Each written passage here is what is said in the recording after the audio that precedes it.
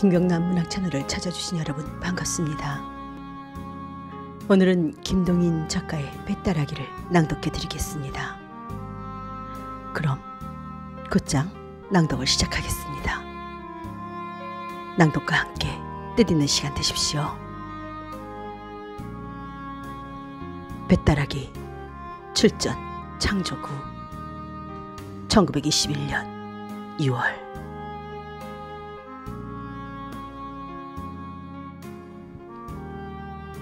좋은 일기이다. 좋은 일기라도 하늘에 구름 한 점 없는 우리 사람으로서는 감히 접근 못할 위험을 가지고 높이서 우리 조그마한 사람을 비웃는 듯이 내려다보는 그런 교만한 하늘은 아니고 가장 우리 사람의 이해자인 듯이 낮추 뭉글뭉글 엉기는 분홍빛 구름으로써 우리와 서로 손목을 잡자는 그런 하늘이다. 사랑의 하늘이다. 나는 잠시도 멎지 않고 푸른 물을 황해로 부어내리는 대동강을 향한 모란봉 기슭 새파랗게 돋아나는 풀이에 뒹굴고 있었다. 이날은 3월 3일 대동강의 첫 뱃놀이 하는 날이다. 까맣게 내려다 보이는 물 위에는 결결이 반짝이는 물결을 푸른 놀이배들이 타고 넘으며 거기서는 봄 향기에 취한 형형색색의 선율이 우담보다도 부드러운 봄 공기를 흔들면서 날아온다. 그러고 거기서 기생들의 노래와 함께 날아오는 조선 아악은 느리게, 길게, 유창하게, 부드럽게, 그러고 또 애처롭게 모든 봄의 정다움과 끝까지 좋아하지 않고는 안 두겠다는 듯이 대동강에 흐르는 시커먼 봄물, 청류복에 돋아나는 푸르른 풀어음, 심지어 사람의 가슴속에 봄에 뛰노는 불붙은 핏줄기까지라도 습기 많은 봄 공기를 다리 놓고 떨리지 않고는 듣지 않는다. 봄이다. 봄이 왔다. 부드럽게 부는 조그만 바람이 시꺼먼 조선소를 깨며 또는 돋아나는 풀을 스치고 지나갈 때의 그 음악은 다른 데서는 듣지 못할 아름다운 음악이다. 아, 사람을 짓게 하는 푸르른 봄의 아름다움이요. 15살부터의 동경 생활에 마음껏 이런 봄을 보지 못하였던 나는 늘 이것을 보는 사람보다 곱 이상의 감명을 여기서 받지 않을 수 없다. 평양성 내에는 겨우 툭툭 터진 땅을 헤치면 파릇파릇 돋아나는 나무 새기와 돋아나려는 버들의 어음으로 봄이 온 줄 알 뿐 아직 완전히 봄이 안 이르렀지만 이 모란봉 일대와 대동강을 넘어 보이는 가나안 옥토를 연상시키는 장림에는 마음껏 봄의 정다움이 이르렀다. 그러고 또 꽤 자란 밀보리들로 새파랗게 장식한 장림의 그 푸른 빛. 만족한 웃음을 띠고 그 벌에 서서 내다보는 농부의 모양은 보지 않아도 생각할 수가 있다. 구름은 자꾸 하늘을 날아다니는 모양이다. 그 미리에 비치었던 구름의 그림자는 그 구름과 함께 저편으로 물러가며 거기는 세계를 아까 만들어 놓은 것 같은 새로운 녹빛이 퍼져 나간다. 바람이나 조금 불 때는 그 잘자란 밀들은 물결같이 누웠다 일어났다 일록일청으로 춤을 춘다. 그리고 봄의 한가함을 찬송하는 솔기들은 높은 하늘에서 동그라미를 그리면서 더욱더 아름다운 봄의 향기로운 정취를 더한다. 따스한 봄정의 솟아나리다. 따스한 봄정의 솟아나리다. 나는 두어 번 소리나게 읊은 뒤에 담배를 붙여 물었다. 담뱃내는 무럭무럭 하늘로 올라간다. 하늘에도 봄이 왔다. 하늘은 낮았다. 모란봉 꼭대기에 올라가면 넉넉히 만질 수가 있으리만큼 하늘은 낮다. 그리고 그 낮은 하늘보다는 오히려 더 높이 있는 듯한 분홍빛 구름은 뭉글뭉글 엉기면서 이리저리 날아다닌다. 나는 이러한 아름다운 풍경치에 이렇게 마음껏 봄의 속삭임을 들을 때는 언제든 유토피아를 아니 생각할 수 없다. 우리가 시시각각으로 애를 쓰며 수고하는 것은 그 목적은 무엇인가? 역시 유토피아 건설에 있지 않을까? 유토피아를 생각할 때는 언제든 그 위대한 인격의 소유자며 사람의 이대함을 끝까지 즐긴 진나라 시황을 생각지 않을 수 없다.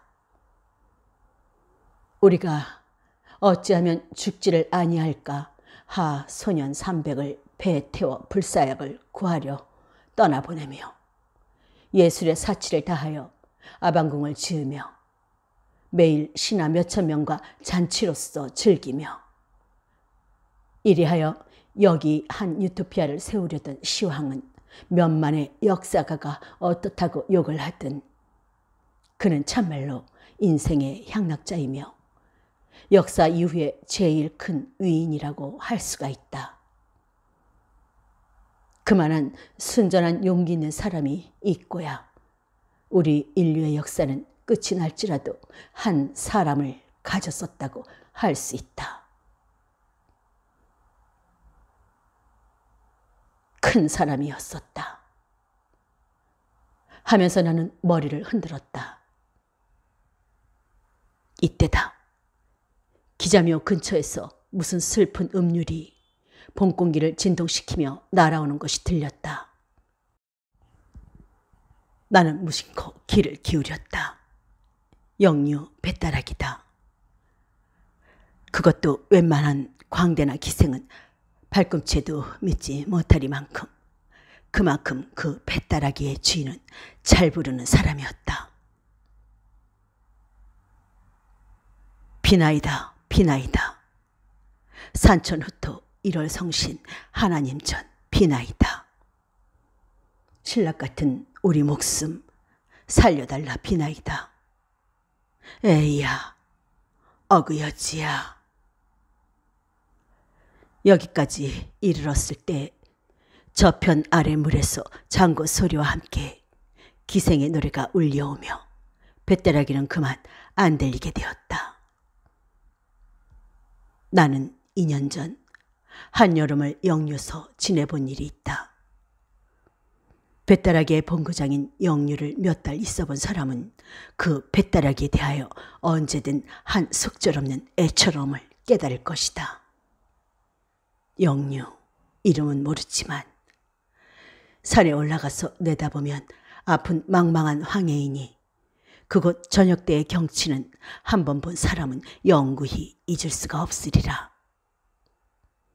불덩이 같은 커다란 시뻘건 해가 남실남실 넘치는 바다에 도로 빠질 듯 도로 솟아오를 듯 춤을 추며 거기서 때때로 보이지 않는 배에서 뱃다라기만 슬프게 날아오는 것을 들을 땐 눈물 많은 나는 때때로 눈물을 흘렸다.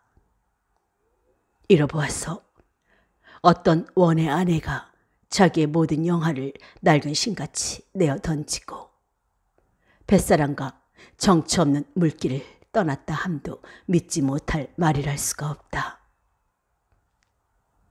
영유서 돌아온 뒤에도 그 뱃다라기는 내 마음에 깊이 새겨져 잊으려야 잊을 수가 없었고 언제 한번 다시 영유를 가서 그 노래를 한 번 더 들어보고 그 경치를 다시 한번 보고 싶은 생각이 늘 떠나지를 않았다.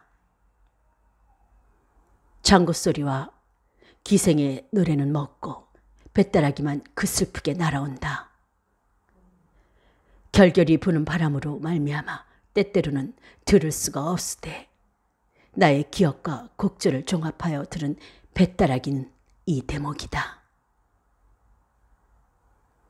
강변에 나왔다가 나를 보더니만 혼비백산하여 꿈인지 생시인지 와르륵 달려들어 섬섬 옥수로 붙여잡고 호천망극하는 말이 하늘로서 떨어지며 땅으로서 솟아났나, 바람결에 묻어오고 구름길에 쌓여왔나. 이리 서로 붙들고 울음을째 일리 죄인이며 일가 친척이 모두 모여. 여기까지 들은 나는 마침내 참지 못하고 벌떡 일어서서 소나무 가지에 걸었던 모자를 내려쓰고 그곳을 찾으러 모란봉 꼭대기에 올라섰다. 꼭대기는 좀 더 노랫소리가 잘 들린다. 그는 뱃다라기의 맨 마지막 여기를 부른다. 밥을 빌어서 죽을 쏠지라도 제발 덕분에 뱃놈 노릇은 하지 마라. 에이야, 어그여지야. 그의 소리로서 방향을 찾으려던 나는 그만 그 자리에 섰다. 어딘가? 기자묘? 혹은 을밀대? 그러나 나는 오래 서 있을 수가 없었다. 어떻든 찾아보자 하고 현무문으로 갔어 문 밖에 썩 나섰다. 기자묘의 깊은 솔밭은 눈앞에 쫙 퍼진다. 어딘가? 나는 또 물어보았다. 이때 그는 또다시 뱃다라기를 시초부터 부른다. 그 소리는 왼편에서 온다. 왼편이구나 하면서 소리나는 곳을 더듬어서 소나무 틈으로 한참 돌다가 겨우 기자묘 치고는 그중 하늘이 넓고 밝은 곳에 혼자서 뒹굴고 있는 그를 찾아내었다. 나의 생각한 바와 같은 얼굴이다. 얼굴, 코, 입, 눈, 몸집이 모두 네모나고 그의 이마에 굵은 주름살과 시커먼 눈썹은 고생 많이 함과 순진한 성격을 나타낸다. 그는 어떤 신사가 자기를 들여다보는 것을 보고 노래를 그치고 일어나 앉는다. 왜 그냥 하지요 하면서 나는 그의 곁에 가 앉았다. 뭐 할 뿐 그는 눈을 들어서 터진 하늘을 쳐다본다. 좋은 눈이었다. 바다의 넓고 큼이 유감없이 그의 눈에 나타나 있다. 그는 뱃사람이라 나는 짐작하였다. 고향이 영유요? 뭐 영유서 나기는 했디만 한 20년 영윤 가보디도 안 하시오. 왜 20년씩 고향을 안 가요? 사람의 일이라니 마음대로 됩대까? 그는 왜 그러는지 한숨을 짓는다. 그저 운명이 제일 힘셉디다. 운명의 힘이 제일 세다는 그의 소리는 사귀지 못할 원한과 뉘우침이 섞여 있다. 그래요? 나는 다만 그를 건너다 볼 뿐이다. 한참 잠잠하니 있다가 나는 다시 말하였다. 자, 노형의 경험담이나 한번 들어봅시다. 감출 일이 아니면 한번 이야기해보소. 뭐 감출 일은? 그럼 어디 들어봅시다 그려. 그는 다시 하늘을 쳐다보았다. 그러나 좀 있다가 하디요 하면서 내가 담배를 붙이는 것을 보고 자기도 담배를 붙여물고 이야기를 꺼냈다. 미치지도 않는 19년 전 8월 11하룻날 일인데요 하면서 그가 이야기한 바는 대략 이와 같은 것이다.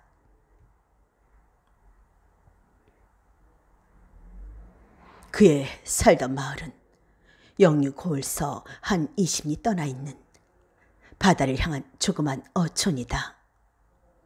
그의 살던 조그마한 마을 30집쯤 되는 마을에서는 그는 꽤 유명한 사람이었다. 그의 부모는 모두 10댓세 났을 때 돌아갔고 남은 사람이라고는 곁집에 딴살림하는 그의 아우 부처와 자기 부처뿐이었다. 그들 형제가 그 마을에서 제일 부자이고 또 제일 고기잡이를 잘하였고 그중 글이 있었고 뱃다라기도 그 마을에서 빼나게 그 형제가 잘 불렀다. 말하자면 그 형제가 그 동네의 대표적 사람이었다. 8월 보름은 추석 명절이다. 8월 열 하룻날 그는 명절에 쓸 장도 볼 겸 그의 아내가 늘 부러워하는 거울도 하나 사올 겸 장으로 향하였다. 당손네 집에 있는 것보다 큰 것이요. 니띠 말고요. 그의 아내는 길까지 따라 나오면서 잊지 않도록 부탁하였다. 안 잊어. 하면서 그는 떠오르는 새빨간 햇빛을 앞으로 받으면서 자기 마을을 나섰다. 그는 아내를 이렇게 말하기는 우습지만 고아했다. 그의 아내는 촌에는 드물도록 연연하고도 예쁘게 생겼다. 그는 나에게 이렇게 말하였다. 성내, 평양, 댄주골을 가도 그만한 거 쉽디 않가시오. 그러니까 촌에서는 그리고 그 당시에는 남에게 우습게 보이도록 그 내외의 새는 좋았다. 늙은이들은 계집에게 혹하지 말라고 흔히 그에게 경고하였다. 부처의 새는 좋았지만 아니 오히려 좋음으로 그는 아내에게 샘을 많이 하였다. 그러고 그의 아내는 시기를 받을 일을 많이 하였다. 품행이 나쁘다는 것이 아니라 그의 아내는 대단히 천진스럽고 쾌활한 성질로서 아무에게나 말 잘하고 애교를 잘 부렸다. 그 동네에서는 무슨 명절이나 되면 집이 그중 정결함을 핑계 삼아 젊은이들은 모두 그의 집에 모이고 하였다. 그 젊은이들은 모두 그의 아내에게 아주머니라 부르고 그의 아내는 아주바니 아주바니 하며 그들과 짓거리고 즐기며 그 웃기 잘하는 입에는 늘 웃음을 흘리고 있었다. 그럴 때마다 그는 한편 구석에서 눈만 힐글거리며 있다가 젊은이들이 돌아간 뒤에는 불문국직하고 아내에게 덤벼들어 발길로 차고 때리며 이전에 사다 주었던 것을 모두 걷어올린다. 싸움을 할 때에는 언제든 곁집에 있는 아우 부처가 말리러 오며 그렇게 되면 언제든 그는 아우 부처까지 때려주었다. 그가 아우에게 그렇게 구는 데는 이유가 있었다. 그의 아우는 시골 사람에게는 쉽지 않도록 늠름한 이염이 있었고 맨날 바닷바람을 쏘였지만 얼굴이 희었다. 이것뿐으로도 시기가 된다 하면 됐지만 특별히 아내가 그의 아우에게 친절히 하는 데는 그는 속이 끓어 못 견디었다. 그가 영유를 떠나기 반년 전쯤, 다시 말하자면 그가 거울을 사러 장에 갈 때부터 반년 전쯤 그의 생일날이었다. 그의 집에서는 음식을 차려서 잘 먹었는데 그에게는 개상한 버릇이 있었으니 맛있는 음식은 남겨두었다가 좀 이따 먹고 하는 것이 습관이었다. 그의 아내도 이 버릇은 잘 알 터인데 그의 아우가 점심때쯤 오니까 아까 그가 아껴서 남겨두었던 그 음식을 아우에게 주려 하였다. 그는 눈을 부릅뜨고 못 주리라고 암호하였지만 아내는 그것을 보았는지 못 보았는지 그의 아우에게 주어버렸다. 그는 마음속이 잠옷 편치 못하였다. 트집만 있으면 인연을 그는 마음먹었다. 그의 아우는 시아우에게 상을 준 뒤에 물러오다가 그만 그의 발을 조금 밟았다. 이년! 그는 힘껏 발을 들어서 아내를 냈다 찼다. 그의 아내는 상의에 거꾸로 졌다가 일어난다. 이년! 사나이 발을 짓밟는 년이 어디 있어? 좀 밟아서 발이 부러졌을까? 아내는 낯이 새빨개져서 울음 섞인 소리로 고함친다. 이년! 말 대답이! 그는 일어서서 아내의 머리채를 휘어잡았다. 형님, 왜 이러십니까? 아우가 일어서면서 그를 붙잡았다. 가만히 있거라, 이놈의 자식! 하며 그는 아우를 밀친 뒤에 아내를 되는 대로 내리찌었다. 죽일년, 이년, 나가거라! 죽여라, 죽여라! 난 죽어도 이 집에서 못 나가. 못 나가? 못 나가디 않고 이 집이게? 이때다 그의 마음에는 그 못 나가겠다는 아내의 마음이 푹 들이박혔다. 그 이상 때리기가 싫었다. 우두커니 눈만 흘기고 있다가 그는 망할년, 그럼 내가 나갈라 하고 그만 문 밖으로 뛰어나왔어. 형님, 어디 갑니까? 하는 아우의 말에는 대답도 안 하고 곁동네 탁주집으로 뒤도 안 돌아보고 갔어. 거기 있는 술 파는 계집과 술상 앞에 마주 앉았다. 그날 저녁 얼근이 취한 그는 아내를 위하여 떡을 한도 넣지 사가지고 집으로 돌아왔다. 이리하여 또 서너 달은 평화가 이르렀다. 그러나 이 평화가 언제까지든 계속될 수가 없었다. 그의 아우로 말미암아 또 평화는 쪼개져 나갔다. 5월 초승부터 영육 5월 출입이 잦던 그의 아우는 5월 금운께부터는 고을서 며칠씩 묵어오는 일이 많았다. 함께 고을에 첩을 얻어두었다는 소문이 퍼졌다. 이 소문이 있은 뒤는 아내는 그의 아우가 고을 들어가는 것을 벌레보다도 더 싫어하고 며칠 묵어나 오는 때면 곧 아우의 집으로 가서 그와談판을 하며 심지어 동서되는 아우의 처에게까지 못 가게 하지 않는다고 싸우는 일이 있었다. 7월 초승께 그의 아우는 고을에 들어가서 열흘쯤 묵어온 일이 있었다. 이때도 전과 같이 그의 아내는 그의 아우며 제수와 싸우다 못하여 마침내 그에게까지 와서 아우가 그런 못된 데를 다니는 것을 그냥 둔다고 해보자 한다. 그 꼴을 곱게 보지 않았던 그는 첫마디로 고함을 쳤다. 내게 상관이 무해가? 듣기 싫다. 못난둥이, 아우가 그런 데를 댕기는 걸 말리지도 못하고. 분김에 이렇게 그의 아내는 고함쳤다. 이년 뭘? 그는 벌떡 일어섰다. 못난둥이. 그 말이 채 끝나기 전에 그의 아내는 악소리와 함께 그 자리에 거꾸러졌다. 이년, 사나이에게 그따위 말버릇 어디서 배웠? 애미네 때리는 건 어디서 배웠노? 못난둥이. 그의 아내는 울음소리로 부르짖었다. 쌍년, 그냐? 나갈. 우리 집에 있지 말고 나갈. 그는 내리찌으면서 부르짖었다. 그리고 아내를 문을 열고 밀쳤다. 나가디 아내리. 하고 그의 아내는 울면서 뛰어나갔다. 망할년! 토하는 듯이 중얼거리고 그는 그 자리에 주저앉았다. 그의 아내는 해가 졌어 어둑해져도 돌아오지 않았다. 일단 내어 쫓기는 하였지만 그는 아내의 돌아옴을 기다리고 있었다.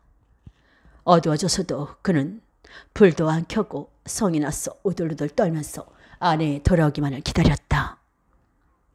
그러나 그의 아내의 참 기쁜 듯이 웃는 소리가 그의 아우의 집에서 밤새도록 울렸다.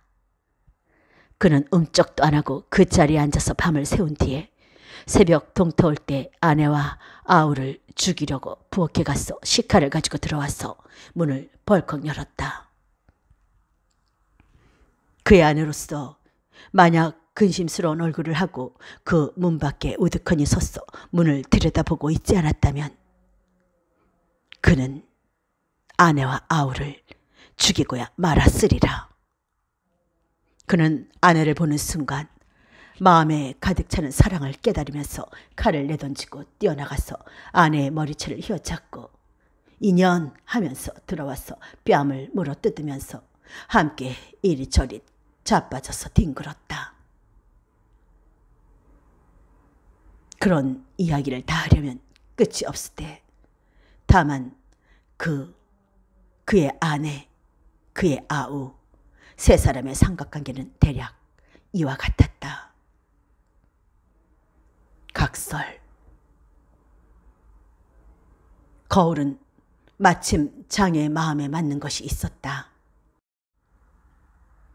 지금 것과 대보면 어떤 때는 코도 크게 보이고 입이 작게도 보이는 것이지만 그 당시에는 그리고 그런 촌에서는 둘도 없는 기물이었다.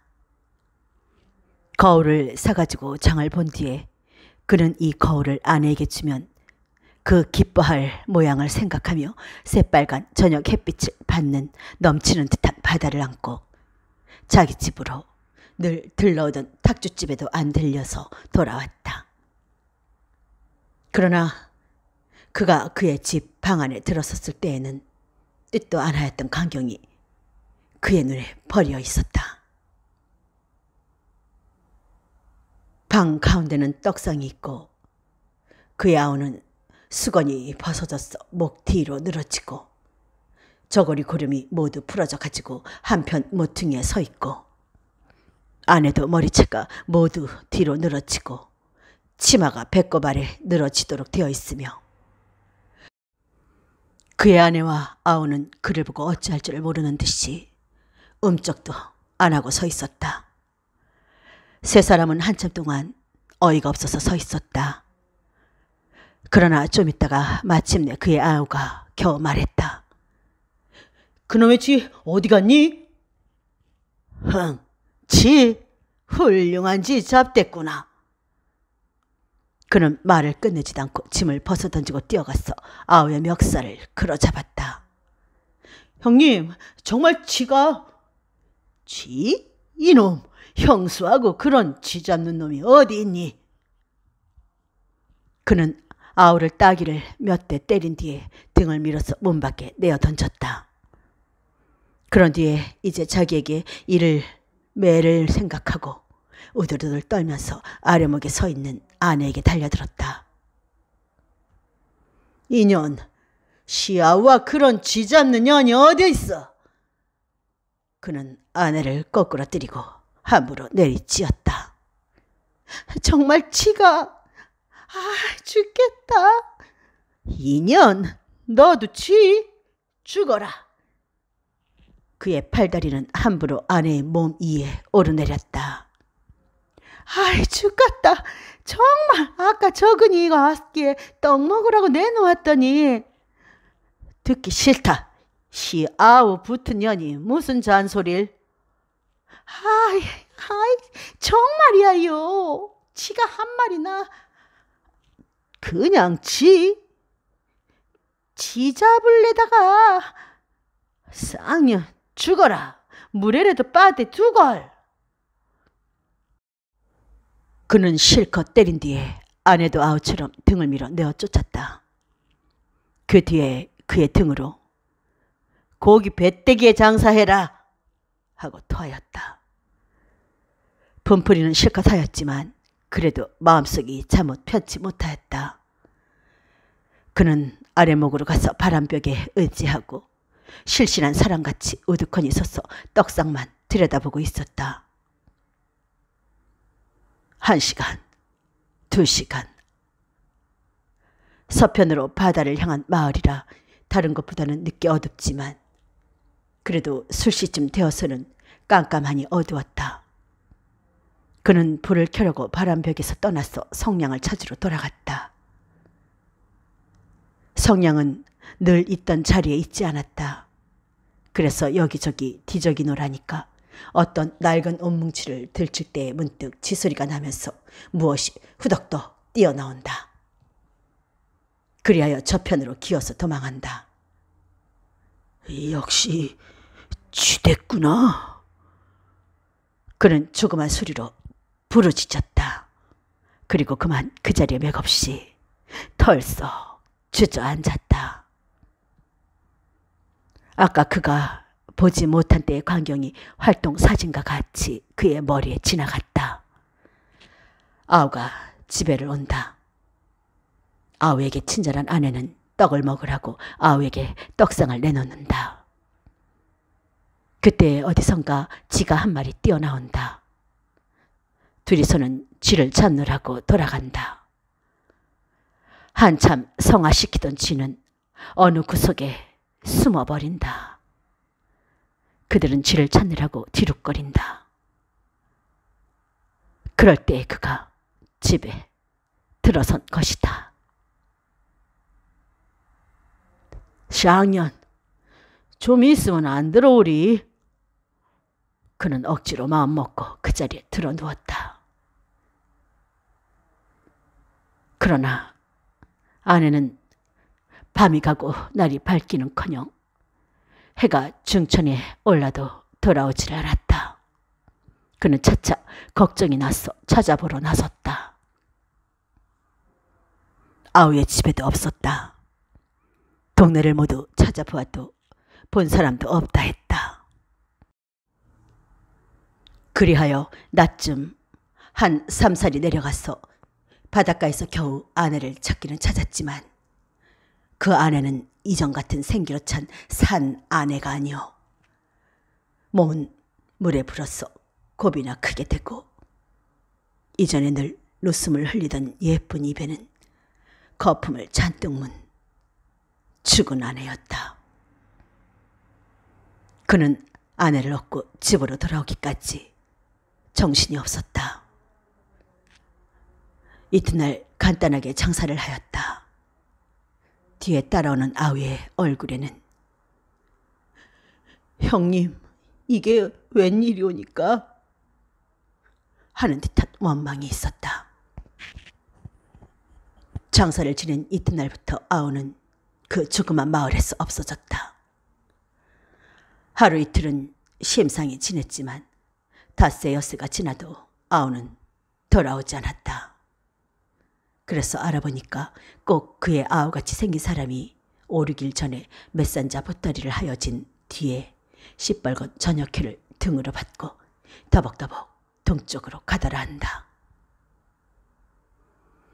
그리하여 열흘이 지나고 20날이 지났지만 한 번 떠난 그의 아우는 돌아올 길이 없고 혼자 남은 아우의 아내는 매일 한숨으로 세월을 보내게 되었다. 그도 이것을 잠자코 보고 있을 수가 없었다. 그 불행의 모든 죄는 그에게 있었다. 그도 마침내 뱃사람이 되어 적으나마 아내를 삼킨 바다와 늘 접근하며 가는 곳마다 아우의 소식을 알아보려고 어떤 배를 얻어 타고 물길을 나섰다. 그는 가는 곳마다 아우의 이름과 모습을 말하여 물었으나 아우의 소식은 알 수가 없었다.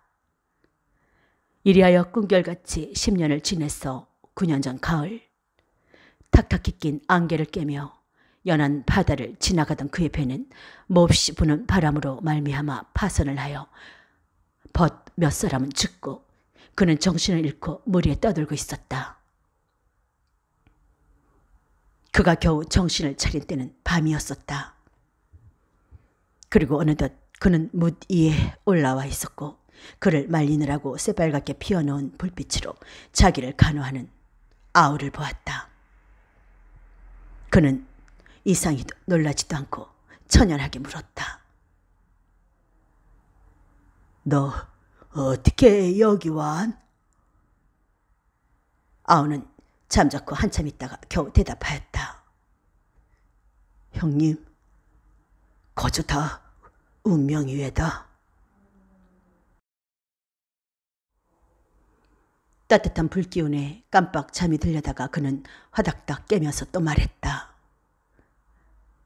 10년 동안에 되게 바랬구나. 형님, 나도 변했거니와 형님도 몹시 늙으셨수다. 이 말을 꿈결같이 들으면서 그는 또 혼혼히 잠이 들었다. 그리하여 두어 시간 꿀보다도 단잠을 잔 뒤에 깨어보니 아까같이 새빨간 불은 피어있지만 아우는 어디로 갔는지 없어졌다. 곁에 사람에게 물어보니까 아우는 형의 얼굴을 물끄러미 한참 들여다보고 있다가 새빨간 불빛을 등으로 받으면서 터벅터벅 아무 말 없이 어둠 가운데로 쓰러졌다 한다. 이튿날 아무리 알아보아야 그의 아우는 종적이 없어지고 알 수 없으므로 그는 할 일 없이 다른 배를 얻어 타고 또 물길을 떠났다. 그리하여 그의 배가 해주에 이르렀을 때 그는 해주장에 들어가서 무엇을 사려다가 저편 맞은편 가게에 걸핏 그의 아우 같은 사람이 있으므로 뛰어가서 보니 그는 벌써 없어졌다. 배가 해주에는 오래 머물지 않으므로 그의 마음은 해주에 남겨두고 또다시 바닷길을 떠났다. 그 뒤 3년을 이리저리 돌아다녔어도 아우는 다시 볼 수가 없었다. 그리하여 3년을 지내서 지금부터 6년 전에 그의 탐배가 강화도를 지날 때 바다를 향한 가파로운 맥현에서 바다를 향하여 날아오는 뱃다라기를 들었다. 그것도 어떤 구절과 곡조는 그의 아우 특식으로 변경된 그의 아우가 아니면 부를 사람이 없는 그 뱃다라기이다. 배가 강화도에는 머무르지 않아서 그저 지나갔으나 인천서 열흘쯤 머무르게 되었으므로 그는 곧 내려서 강화도로 건너가 보았다. 거기서 이리저리 찾아다니다가 어떤 조그만 객주집에서 물어보니 이름도 그의 아우여 생긴 모습도 그의 아우인 사람이 묵어 있기는 하였으나 사나흘 전에 도로 인천으로 갔다 한다. 그는 곧 돌아서서 인천으로 건너와서 찾아보았지만 그 조그만 인천서도 그의 아우를 찾을 바가 없었다. 그 뒤에 눈 오고 비 오며 6년이 지났지만 그는 다시 아우를 만나보지 못하고 아우의 생사까지도 알 수가 없다.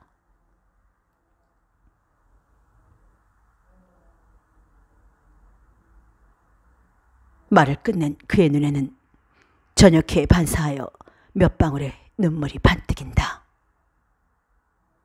나는 한참 있다가 겨우 물었다.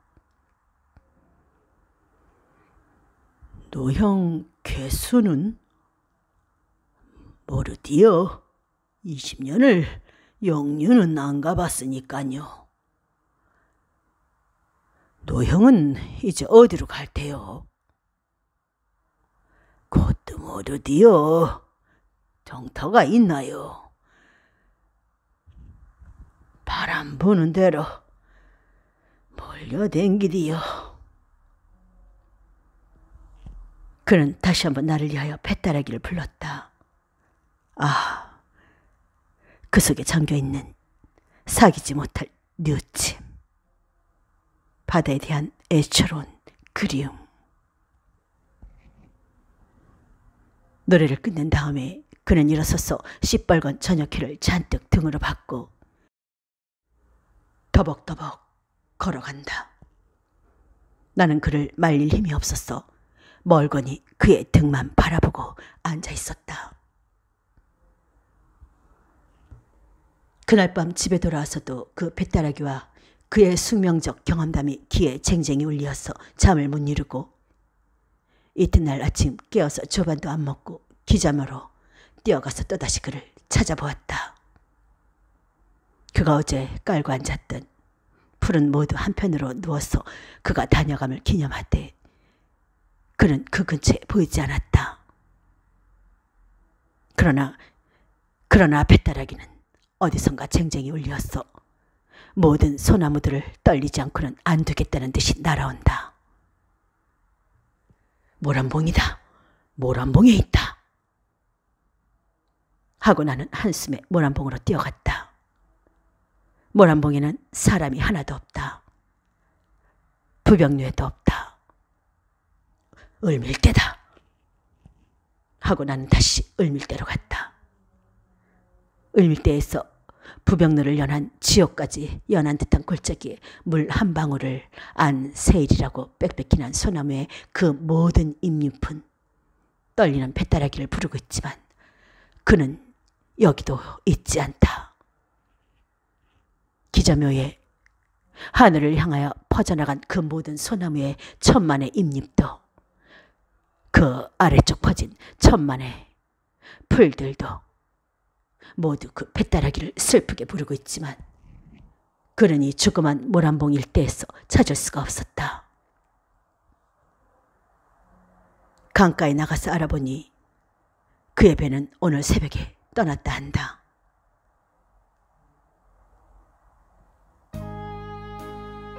그 뒤에 여름과 가을이 가고 1년이 지났어 다시 봄이 이르렀을 때 잠깐 평양을 다녀간 그는 그 숙명적 경험담과 슬픈 뱃다라기를 남겨두었을 뿐 다시 조그만 모란봉에 나타나지 않는다. 모란봉과 기자묘에 다시 봄이 이르렀어 작년에 그가 깔고 앉아서 부러졌던 풀들도 다시 곧게 대가 나서 자줏빛 꽃이 필요하지만 끝없는 뉘우침을 다만 한낱 뱃다라기로 하소연하는 그는 이 조그만 모란봉과 기자묘에서 다시 볼 수가 없었다. 다만 그가 남기고 간 뱃다라기만 추억하는 듯이 기념하는 듯이 모든 잎잎이 속삭이고 있을 따름이다.